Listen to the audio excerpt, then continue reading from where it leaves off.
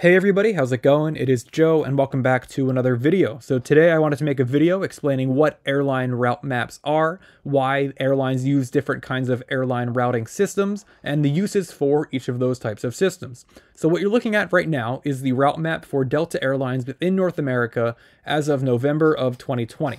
And every red line that you see is a flight that Delta Airlines operates. You're also going to see some green and blue lines on the map, but don't worry about those. Those are other airlines. The red ones are the only Delta ones on this map. And you're going to notice that some cities have a lot more red lines coming to them than other cities. For example, Salt Lake City has a lot more flights going into them than San Francisco, even though San Francisco is a much larger city than Salt Lake City. And the reason for that is because Salt Lake City is one of the hubs for Delta Airlines, and hubs are a crucial part of the hub and spoke method of transportation that United Airlines, American Airlines, Alaska Airlines, and Delta Airlines use within the United States. Larger airlines are almost always going to use a hub and spoke system. And the reason for that is pretty simple. It makes it a lot easier for these airlines to operate their international flights. For example, if you lived on the West Coast and you want to take a flight to Asia with Delta Airlines, you can get to the place where you're going to take that flight with only just that one stop. For example, if you lived in Portland, you could go up to Seattle and then take that flight from Seattle to Asia. If you lived in San Francisco, you can go down to LA and then take that flight from LA. Contrasted with other airline systems, which you might have to do more than one layover to get to that domestic destination, a hub and spoke system guarantees that you're only going to have that one stop, which comes in really helpful at times. Now, this is contrasted with what is known as the point-to-point system, which smaller airlines, low-cost airlines, such as Spirit Airlines use. And this is their route map here, at least one of the more recent ones that I could find. And you'll notice that this looks a lot different. Now, there are some airports where there are a lot more flights going in and out of than others. For example, you'll see Las Vegas has a lot more lines going into Las Vegas than San Diego does, but that does not mean that Las Vegas is a hub, because there are no hubs with Spirit Airlines. They have what's known as focus cities, meaning that they are trying to focus more on operating to some places than others, but they don't have that set rule where every flight has to at least go to or from one of these hub airports. And the reason for that is because Spirit Airlines' route network is a lot more limited. They don't fly all over the country. They don't fly all over the world. A lot of the times when people are flying Spirit Airlines, they're just wanting to go from place to place. And that is more efficient for a point-to-point system. And you might think, hey, why not use a point-to-point system for every airline? Because if everyone hates layovers, everybody wants to get to where they're going as fast as possible. And the reason for that is because when you're flying to more places, when you're servicing more cities, it makes less economic sense to operate a point-to-point system. You can count on not too many hands how many different cities Spirit flies to. But when you contrast this to Delta, it's really hard to see them to imagine them flying to every single one of these cities from every one of these cities. Who would want to go on a flight from Medford, Oregon to Omaha, Nebraska? Just as one example there. There's not going to be many people who want to take that flight, so it's not really worth putting into a point-to-point system.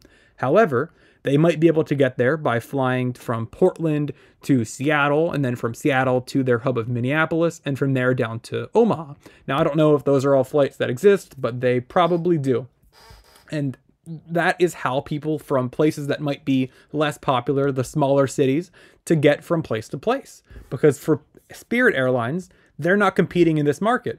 If you wanted to get from, Portland to Omaha, for example, and that's, taking out one of the further out legs, you would probably be going from Portland to Kansas City and then driving or something like that. Spirit Airlines is not trying to operate to those kind of passengers, just like they're not trying to operate to international passengers, although they do have some international destinations in Central America, South America, and some of those islands out there. So these are completely different kinds of airlines that are trying to operate to different types of markets. And this is going to create a lot of the differences in not only the service that you see, but the flights that they fly as well. Now, even between the hub and spoke carriers, they're also competing in different markets. For example, Delta Airlines, like I said, a large city like San Francisco, not many flights, but a smaller city like Salt Lake City, they have a lot of flights. So if you wanted to fly from one big city to another, like San Francisco to Houston, you would have to take a layover if you were flying on Delta Airlines. However, the different airlines in the US, the different big airlines, they operate different hubs. So right now you can pretty clearly see the hubs that Delta operates, and let's go over to United's map. You're going to see that these hubs are significantly different. Now, San Francisco and Denver and Houston are all hubs, and you can fly nonstop between any of those guaranteed.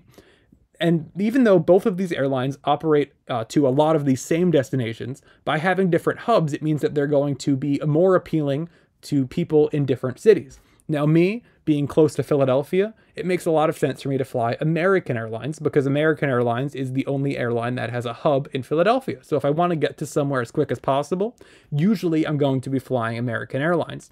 However, when I'm at school in California, in Los Angeles, this is somewhere that's a hub for every airline. There's a lot of competition going in and out of LA because it's such a big city. You see a similar thing with New York as well.